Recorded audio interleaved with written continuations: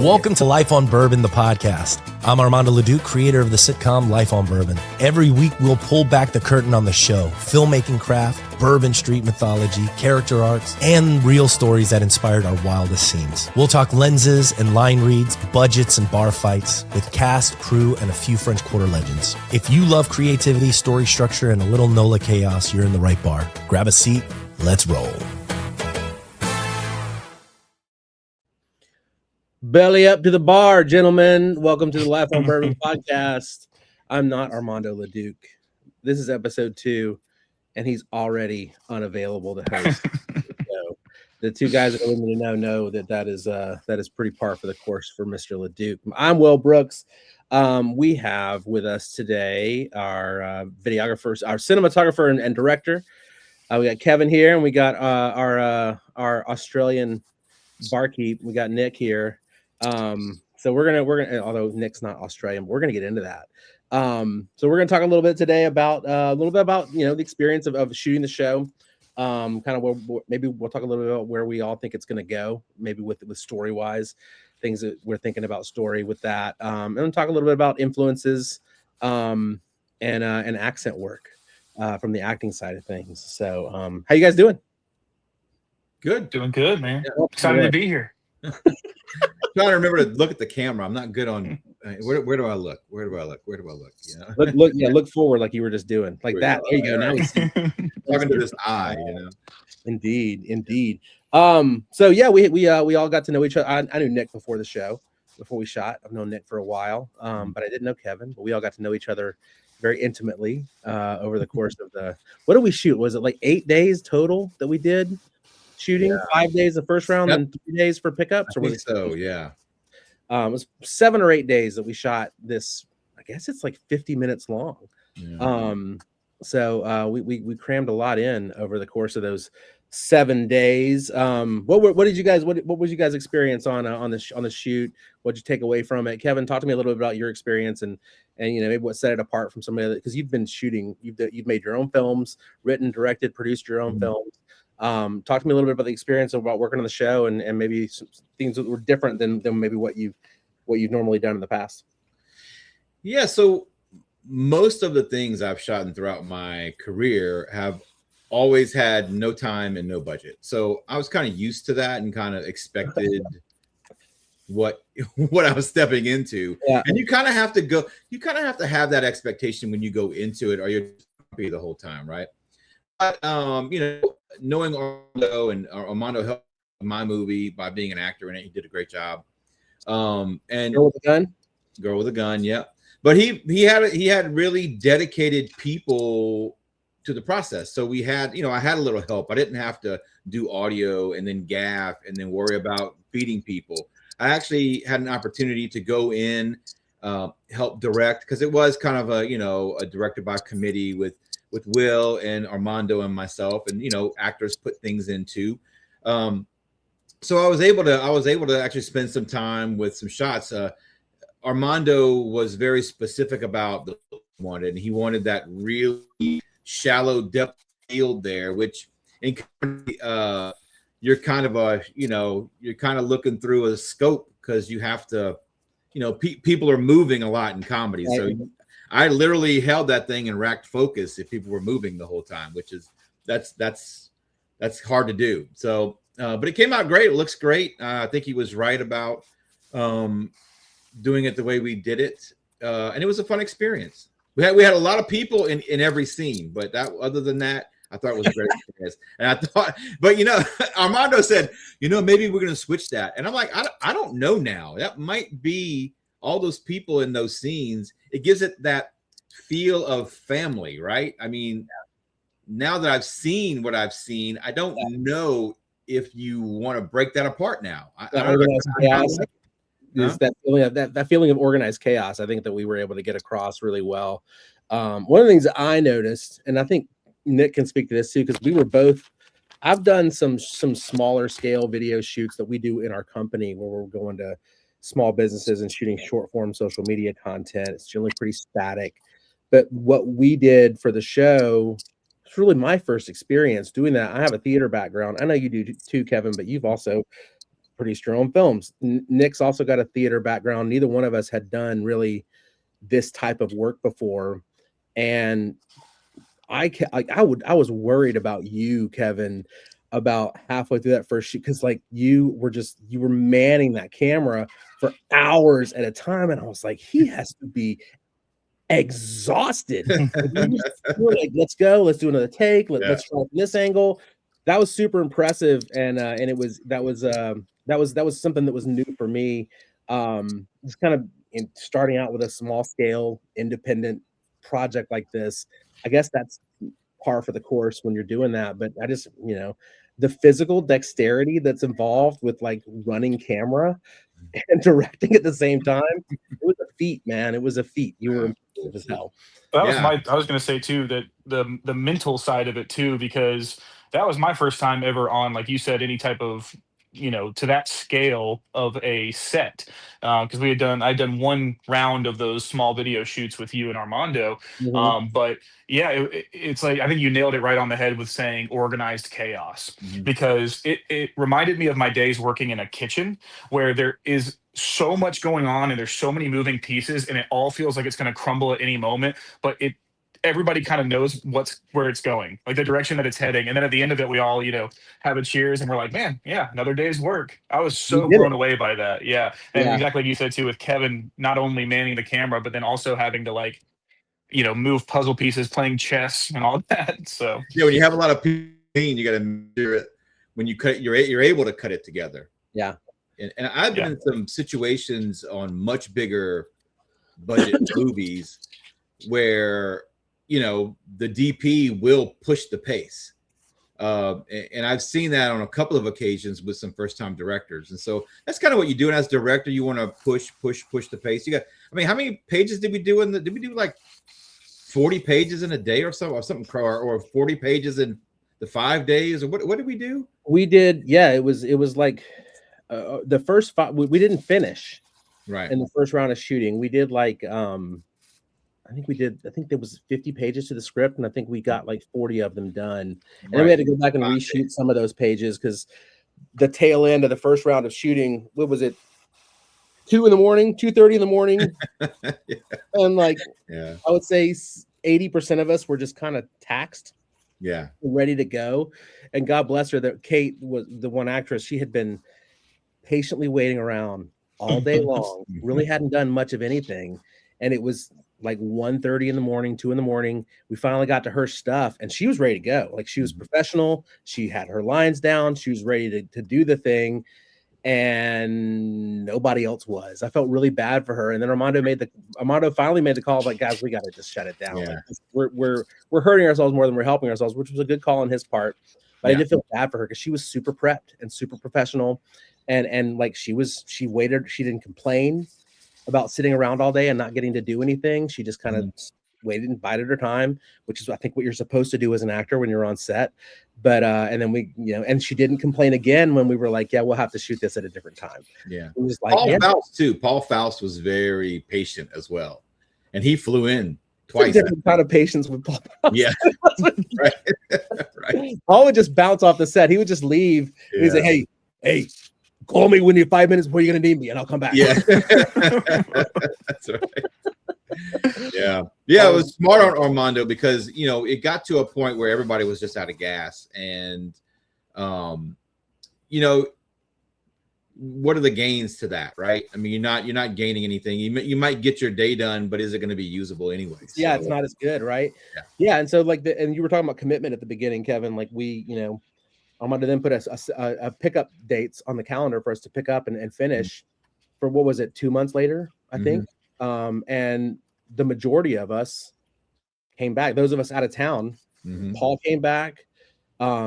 Nick and I came. We both came from Georgia. We both came back. There were people that came from around the country who we all showed back up and like, let's do it again. Let's finish it up because we were committed. We wanted to see it through. And we got it done. Luckily, and the bar where we shot at is no longer I mean, it's the building's still there, but the bar is gone. I was in New Orleans was about a month ago, and I was walking down Bourbon with a friend of mine, and we were just kind of checking it out. Just, you know, it was like a Monday night, and walked by the frat house, and the sign's still there, but the windows are all covered with wood.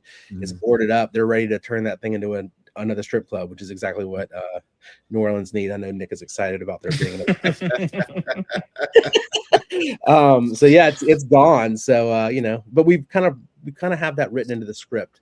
Where we can figure out, like, okay, we need a new location based off how the first episode ends. If you haven't seen it, you'll see it eventually. So yeah, man, it was super fun, and really enjoyed working with you, Kevin. It was a lot of fun working with you, and you kept your cool in times where I probably would not have kept my cool, which was also super impressive. Like, you just you were a nice steady hand, as we were trying to, especially those of us like Nick and I who were like, we have no freaking clue what we're doing. Yeah. But I think having theater actors, I think, also made a difference with the Oh man, theater actors are used to being abused. So, you know, movie actors are not. Like, there's a different mentality when it comes to theater actors and movie actors. And yeah, I'll go to war with theater actors before I go with movie actors. The movie actors want a trailer, and I got to eat it this time, and then they got the union and all this stuff. And theater actors are like, whatever. I'll give you 2 months. I've been doing theater for 5 years, and I prefer to hang out with the tech crew in a theater than I do with the other actors. Yeah. Even my brothers, like, those guys are much more fun to hang out with. So, like, being on a film set, and there's, you know, we've got you, and we've got our sound guy, and we've got Nino, who's incredible. Like, you know, I just like, I'm down to just hang with you, and we all just kind of hung out together. Like, it wasn't. We weren't keeping ourselves all separated. So well, that was the good stuff. Was that everybody got along really well. I mean, everybody got along well. I don't recall any meltdowns at all. And if there were issues, the fires were put out. I mean, Armando is very good at that. I'm pretty good at that too. And Will's good at that too. Like, squelching things fairly quickly and quietly. And I don't. Party's at your house. I don't know. You know, kids playing outside. Any major bumps, but everybody seemed happy and they kept us fed. Yeah, and that was being a you know, in peak physical form myself. That was the one thing for me, was the food, man. I had never, like you said, theater actors, man. We're used to, like, all right, I got a bag of pretzels, you got a stick of gum, like, let's make this happen. Yeah, you know, we got bottle of water. Yeah, we got 2 shows we got to do today. Like, let's do it. You know, I got a Snickers bar that, like, at the bottom of so and so's purse. But man, you walk into that room, and we just had, like, I remember it was like beef jerky and peanut M&Ms and Sour Patch Kids and chips. And like, Nick had never experienced craft services before, which was, it was nice that we had that for everybody. And that keeps the energy up. Keeps the energy up, keeps everybody positive and happy and hydrated. So that was cool too. So Kevin, talk to me a little bit about, like, your influences, filmmaking wise, like and differences between shooting comedy and shooting drama, camera wise. Like, what are there tricks and things that you do differently, or are they all kind of the same as far as from, like, shooting goes? Well, comedies are normally lit bright, right? You don't really have all that, you know, that vignette, you know, the lighting, I forgot what they call it, but you know, where you've got the Rembrandt lighting, you know, you got the gradient on the face and all that. But we did achieve that a lot. I mean, our the bar was dark. Yeah, the bar was dark. Yeah, it was really dark. Yeah, yeah. But Nino, our gaffer, man, it was great. You would have never guessed it was one person. Like, he would be done. I'm like, wait, he's done already? And Nino and I got along great. We still work together now, and I hire him on gigs for my company. That's great.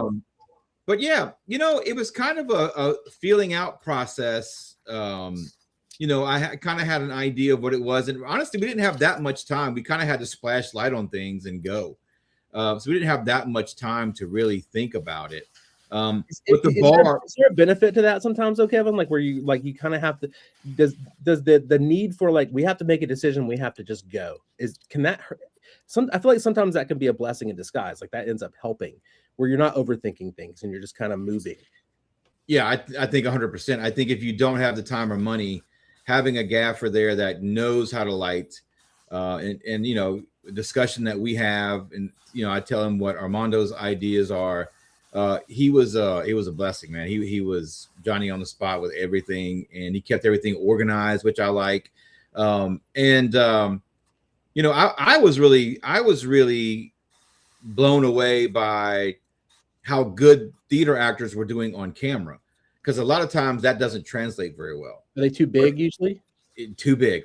I know I was an actor too. So when I went to class in Los Angeles, I quit acting because I couldn't do it on camera. I was too big. I was too theatery.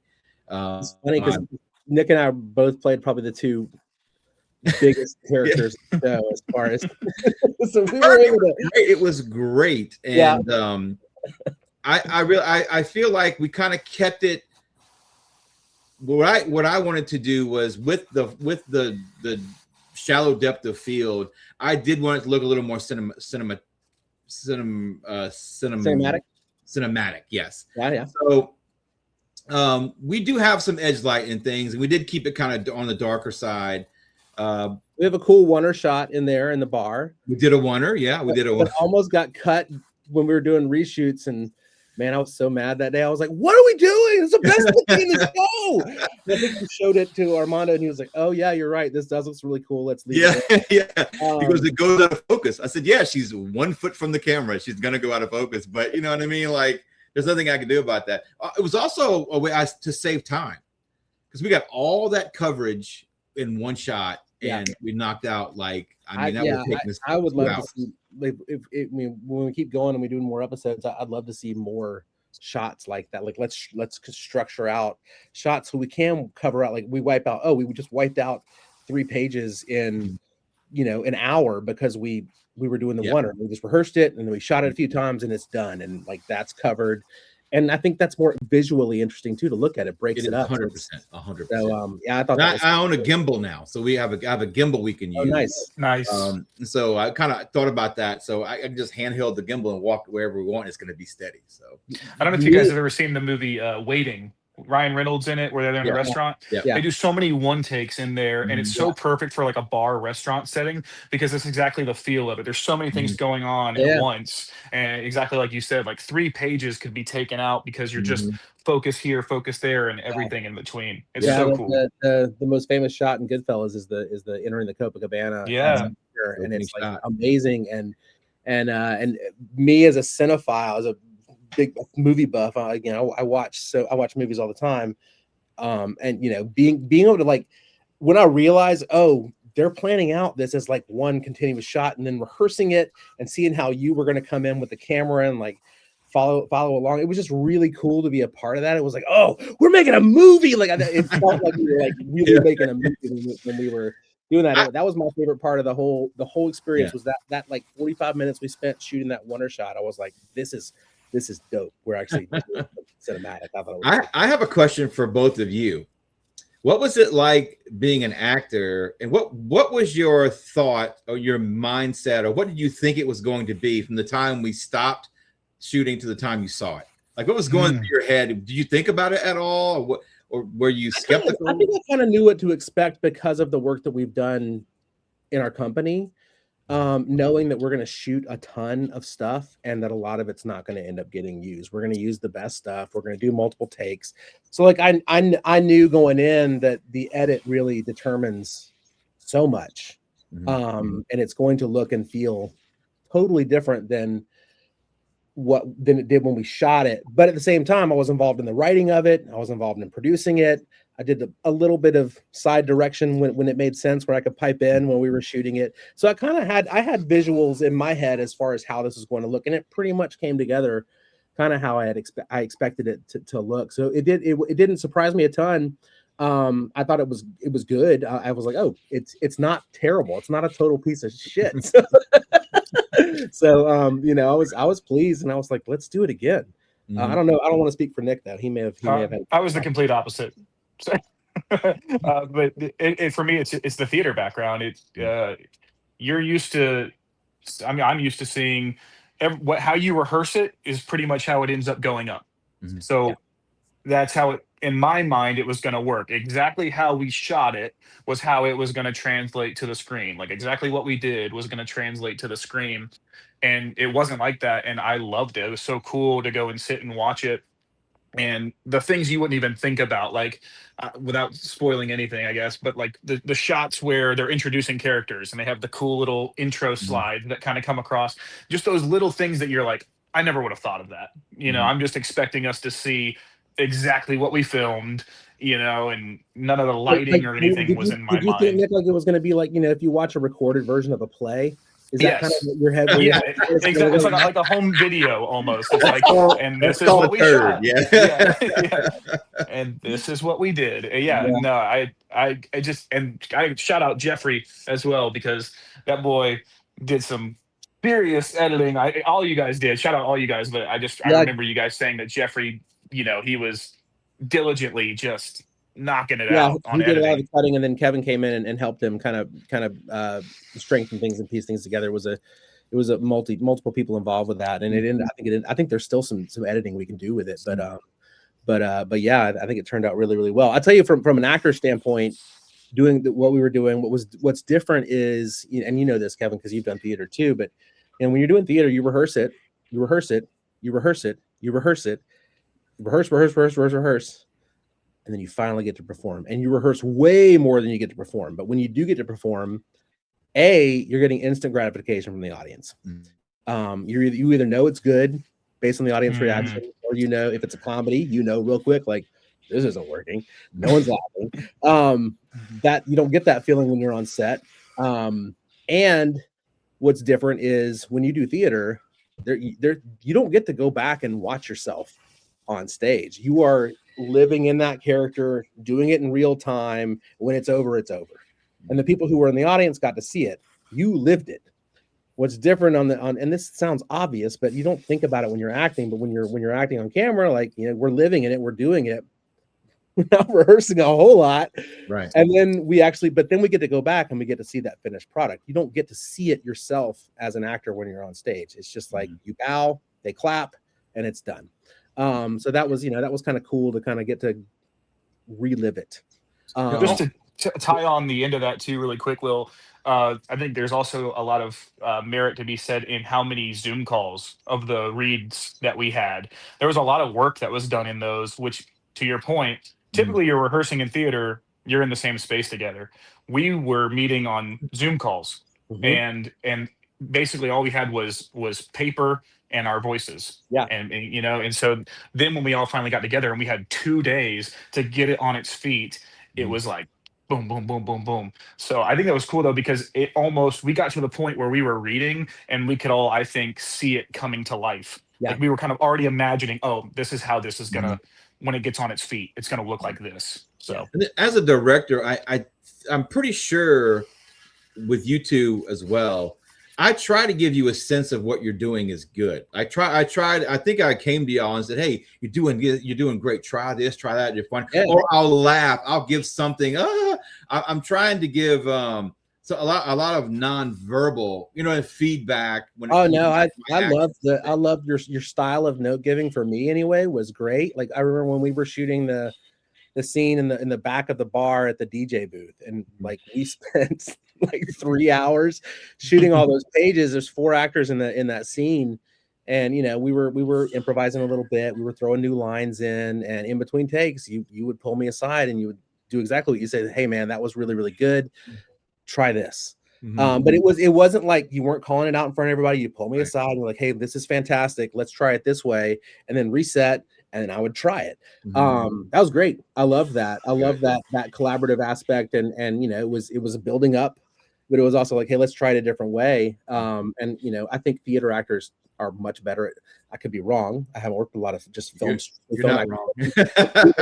Take notes better. You're not we're kind of trained when you get notes after a rehearsal. It's not supposed to be a debate. It's not supposed to be dialogue. The director asks you take you take the note, and then the next time you do it, you put that into practice. So that's what I tried to do on set. I think Nick did the same thing.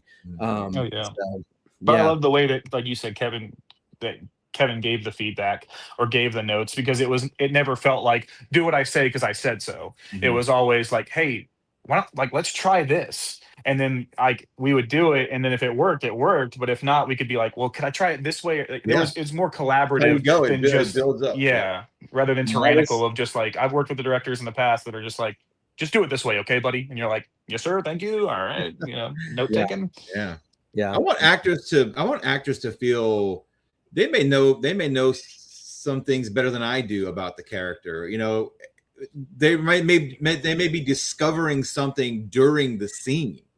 You know what I mean? So that I don't see, and I want to see what that is. I don't have, I feel like you have to have a direction. One person, or a couple of people have a direction as to where the show goes. When it comes to the scene itself, you really need to give the actor the sense that they can try something, make them feel safe. But whenever I give those notes, I'm probably laughing and it's always a very positive vibe. But I think what you're getting at, Kevin, is that the actors have to have room to kind of explore, as long as they get to the end point that they're supposed to get to, and the major plot points are hit. Everything that comes in between, I think that there's room to move on that. We're not doing David Mamet. I don't know if you guys know, when you do a David Mamet play, like, it is strictly forbidden to improvise, to paraphrase. You are supposed to say every word exactly as it is written on the page. And you are not supposed to waver from that whatsoever. And this is a totally different ball game, doing it this way and having it be all collaborative. It's cast as an ensemble to have so many good actors. Like, there was not a weak actor in the entire cast, like not one, which is very unusual for something of this size. Very unusual. I think Armando was pretty particular about who he wanted to come in and play these parts, and he had that part was written for me. The part that Nick played was written for Nick. So, and I don't think every part was written specifically for people. Aaron's part was written specifically for him. So like we had parts that were written for people that played to their strengths and things that he knew that each of us could do. And that kind of leads me to the last thing I want to talk about today. I wanted to talk to Nick about accent work. So Nick came and did a video shoot with us in Atlanta. It was like 2 years ago, maybe longer. It was like during COVID. It was right I think it was right towards the tail end of COVID. Yeah. And the Braves were back, and Braves were playing though. So we got done with the shoot in Atlanta, and the guy we shot for gave us some Braves tickets that he had. So we went to the Braves game, and we were driving into the parking lot, to the parking deck. And for some reason or another, I think one of us started doing an Australian accent, and then Nick just went off on the Australian accent. And Armando's laughing. He's cracking up. And then we just kind of went about, and we went to the game and had a good time. And then, year and a half, 2 years later, we're back on this Life on Bourbon train. And Armando's like, Nick, can you do your Australian accent that I heard you do for like 5 minutes in the backseat of the car? And that's kind of where that voice came from. But Nick, I wanted to ask you about accent work, and because that's one of my favorite things to do as an actor, is to find an accent. And obviously I did some accent work of my own with my character, but Australian's not easy. Like, it's hard a lot of people can't do it. Talk to me a little bit about accent work, and if it's something that you have to like study, or is it just something that you feel like you have an ear for and can pick up? Because I feel like I could just have an ear for it. I can just, if I hear it enough, I can mimic. And I don't know if that's the same for you, or if it's something where you have to kind of study it a lot. It's mostly mimic. I would say like 90% is mimic.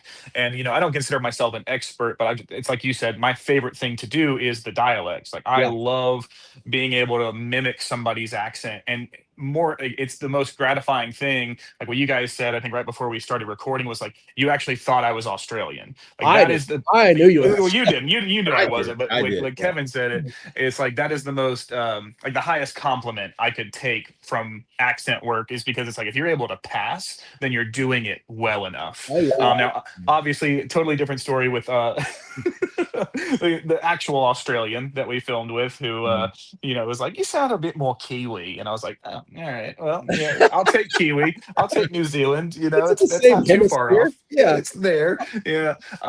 But yeah, I'd say 90% is like mimic, is like listening to it. I did a lot of that. I found this lifeguard show that takes place in Australia. It's like a documentary style. They follow these guys on the beach. And I would just listen to that. I'd be driving in my car, and people probably thought I was crazy if they heard it over my speakers of just like, we got one down at the beach. He's a little too drunk. He's a little too drunk right now. And, I'm sitting there like, okay. And I like repeat it after they would say it, like, he's a little too drunk. Yeah. And then there's probably the 10% where, actually sitting down, like, I got to give a huge shout out to my buddy Drew, who is a dialect coach, who will actually sit down and we can actually break it up a little phonetically, like mouth placement. Because originally Tony was going to be Brooklyn or like New York style. And that's a really hard one to do too, because just like Australian, it's really easy to slip into another accent when you're doing it. Yeah. I would always, like, especially when I was first starting to do Australian, I would always go Scottish. And so I was like, I'm never going to get it. So being able to like place your mouth and things like that. But yeah, I'd say 90% is mimicking what you hear. Yeah. And then just, and then maybe 5% praying that it's going to come across, and you're not just going to slip into an accent in the middle of a shot. Because I was definitely worried about that. I think it's kind of like a music thing. I think that the people have an ear for it. And are able to mimic it. And I think that there is some studying that can go into it and some practice, but I think a lot of it is just like, can you do it? There's a lot of accents that I can do, but I know which ones that I can't. I can't do a German accent to save my life. But Nick, part of the accent, what I thought you did so brilliantly was that foreign people aren't as street smart as Americans, and they definitely don't care about what Americans care about. Right? They've kind of got that, you know what I mean? There's some things you look at them and go, well, you don't care about that? No, what do I care about that for, mate? Yeah. And I thought you did that well, where he's kind of disassociated from all the American stuff, that all the drama, they're concerned. He's not concerned with that, right? Yeah. I thought that adds to the fact that he's Australian as well. Where did that character come from anyway? Like where did the actual writing of that character being the consigliere, where did that come from? Armando had the idea for the threesome consigliere a long time ago. Yeah. And I think it was kind of a mismatch of different people that he had encountered during his time on bourbon, mixed with just something that he thought, an idea that he thought was funny. It'd be funny if there was a guy who was like a threesome broker who was broker. Right. And then, we were working on the character Tony, and Nick's right. We were thinking like, he's a guy from New York who's transplanted to New Orleans. But I think we did the first read through where you did it as a New York accent, didn't you? Mm-hmm. Nick? Yeah. And then I think Armando was just like, what are we doing? The Australian accent was so great when he did it. Let's just try that. It's just like you said, Kevin, like, hey, that was great. Let's try it this way. Mm-hmm. Kind of the same deal with him becoming Australian. And it just, it's just another weird, and I think it's just part of the weird flavor of the Bourbon Street area in New Orleans. There's just all kinds of weird people from all different kinds of areas of the world who've all come together and are just kind of thrown together in this weird mishmash of personalities. So that was kind of the nexus of the character. And like I said, that day we were out just hanging around and we were all goofing, and somehow Nick started doing the Australian accent for whatever reason. And that's just kind of where it came. Same thing with Simon's voice. It was the same deal. I used to do this thing when we were on calls. If I'm trying to break the tension, I'd start doing that voice. I called him like the effeminate theater teacher. Like, he's an effeminate high school theater teacher is what I would tell Armando. But he's not gay.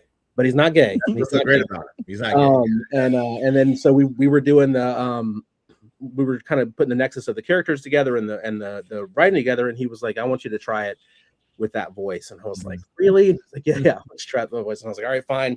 So that's why we that's where that voice, it was a voice that I already had in my pocket. Like, I had it ready to go, and he liked it. So that's where it went.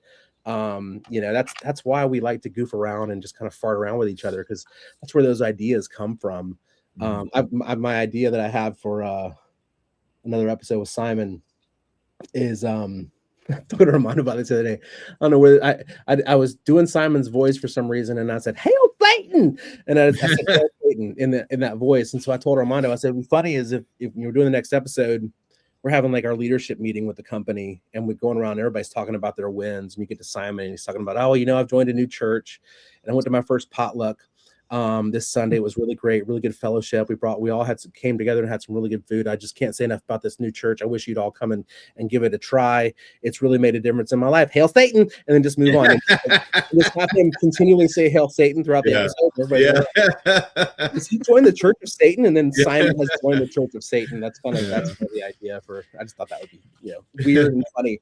But he's just like dropping it, just like it's no big deal. Like, yeah, church was great this Sunday. Hail Satan, we can't wait to go back. So just kind of doing that, just goofing around, coming up with those ideas, and then we take those notes and put them down as far for what we want to do for the next one. So I'm not going to keep you guys any longer. We've gone a little over time what I thought we were going to do. I could talk to you guys for another hour. I want us to the show's going to keep going. I don't know if everyone's going to continue to be involved. I know some people have moved on. I think the three of us will be involved for sure. Armando will definitely be involved. So there'll be some of the same characters that are going to come back in, and then we may have some new characters come in to fill some holes. Because not everybody's going to stick around. But I mean, like, that's like a real business. Businesses, people don't stick around forever. Faces change. And this is a workplace comedy, so we want to keep it true to the way the workplace goes. So. Let's boot them out funny if we have to, right? you have to go. Let's give them a send off. Indeed. Hey, last thing I want to go with. This is just for my own personal things. Nick knows this about me. I love movies, but what I really love are like movies that you've seen that you feel like no one else knows about or pays attention to.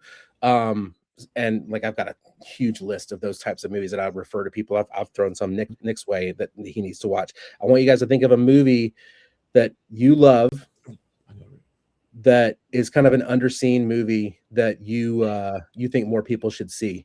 I'll give you go for it, Kevin. What do you got? It's a movie. I bought it it's a movie I saw when I was a kid. It's out of print. The Blu-ray cost me $100. And it's called Tough Enough, and it's with Dennis Quaid, and I think it's probably one of his best movies ever. Okay, he in that movie is so charming and likable. And what he does is he's a singer that gets in a bar fight, and they're having this big winner take all fight coming up where he's got to win a bunch of fights in a row, and so that's what he has to do to put food on the table for his family. But he's like a barroom brawler. Well, he gets in one barroom fight, but he's then like a bare knuckle boxer, like tough man competition. That's what he's doing. Exactly. Okay. And this was in the mid '80s. Mid '80s. Wow. Okay. He's Dennis Quaid. Tough enough. Right. Check it out. Yeah. Dennis Quaid in the '80s, man. I love Inner Space. That's my Dennis Quaid. That's a good one. What do you got, Nick? My on the spot pick would probably be a movie called Basic. It's got Sam L. Jackson, John Travolta, Giovanni Ribisi. It's like star-studded, and it is about a basic training exercise that goes completely wrong. Somebody winds up dead, and the whole movie is the different point of views and how the story changes. Okay. So they'll tell it from, person A's point of view and then person B's point of view, and the overarching plot is similar, but then there's details that are missed, and it's a mystery. So you're trying to figure out, okay, what ended up going wrong, like who's lying, who's telling the truth, and it's great. I love that movie. All right, cool. Basic. Yeah. I know, I'm familiar with it because I remember when it came out. It was like post Pulp Fiction. Yeah. Behind me, but you had Travolta and Sam Jackson back together again, but I never watched it, so I'll put that on my list. My movie is a movie that came out this year that you both should see. It's called 40 Acres. It's a Canadian movie, post-apocalyptic, but it's not zombies, it's cannibals who are invading this farm. And that's really all you need to know, but it's so well done. There's an actress who's the lead actor. She's like the matriarch of this family. Her name's Danielle Deadwyler. She's an incredible actress. The movie's awesome. It's great. I think it's on Hulu. Check out 40 Acres. Really, really good post-apocalyptic movie that is just super well done, tight, not super long, not overly epic. It all takes place on this farm and just people coming in and trying to take over their farm. So kind of like they're defending their home from these cannibals who are coming in trying to eat them and take all their resources. super cool movie, 40 Acres. You should definitely check it out. One of my favorites from this past year. So, y'all, this was super fun. I miss you guys. I honestly do. I miss you guys, and I miss doing that show. So yeah, we're gonna do it again. Episode 2 is coming. We're gonna go into production. You know, I know Armando's he's committed to that, and I think we're all committed to it. So and you know what? If we don't do another one, we'll do something else. There you go. So you know. Right. So thank you, fellas, for popping in and some of your time this Friday. I guess that's it for this episode of Life on Bourbon. We'll have more episodes coming up. More people involved in the show. I think Armando wanted to bring in some people that are locally known in the Bourbon Street area. I don't know those people, but Armando knows them. Hopefully, when they come on, he'll be here to talk to them, and it won't be me. But thank you guys for watching. Make sure you follow the Life on Bourbon pages on social media, and we'll have more pods coming up soon. Thanks, fellas. Y'all have a great weekend. And talk to y'all Thanks soon. for having me, man. Y'all take care. Hey, don't hang up. Stay with me after I play this outro because we'll lose your footage if I don't get it all. I know that's going to be in the episode, but who cares? Hang out with me for just a couple minutes, guys. Here's the outro. Thanks for hanging out at Life on Bourbon, the podcast. If you dug this, follow, subscribe, drop a rating and review, and share it with a friend who always orders the old-fashioned. Want your question on the show or a topic you want to unpack? Filmmaking, character backstory, or quarter lore? Let us know. Link in the show notes. Until next time, tip your bartender, protect your lenses, and keep the story rolling.